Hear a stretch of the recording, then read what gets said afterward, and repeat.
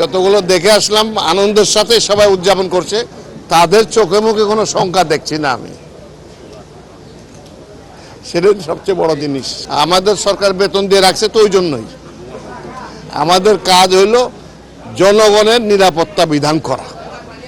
সেই কাজ স্বরাষ্ট্র মন্ত্রণালয়ের যত শক্তি আছে সমস্ত কিছু দিয়েই তারা করছে। খাগড়াছড়িতে বড় একটি ঘটনা ঘটছে, সহিংসতা হলো। গতকাল রিপোর্ট দিল যে সেই মেয়েটি ধর্ষণের শিকার হয়নি। এটা কি পূর্ব পরিকল্পিত বা কোনো একটি গোষ্ঠী এটা সাথে জড়িত সহিংসতা করার জন্য? এটা থাকতে পারে, এটা পুরা ইনভেস্টিগেশন, এক কিছু রিপোর্ট এসছে, এরপরে আরো তদন্ত হবে, তদন্ত হলে বিস্তারিত জানা যাবে। শিল্পমন্ত্রী উনি মারা গেছে, তার যে হ্যান্ডকাপ অবস্থায় যে একটা ছবি সামাজিক এগুলো সমস্ত ভুয়া খবর, এগুলো সমস্ত ভুয়া খবর। এরকম কোনো ঘটনা ঘটেনি। উনি ওনার আত্মীয় স্বজন সহ হাসপাতালে আইসিইউতে ইন্তেকাল করেছেন। নানান মানবাধিকার সংস্থাগুলো বিবৃতি দিয়েছে, এটা কি বিবৃতি দিতে পারে, এটা বিবৃতি দিতে পারেন, কিন্তু ইনকোয়ারি করলে আসল করলে সকল খবর জানা যাবে।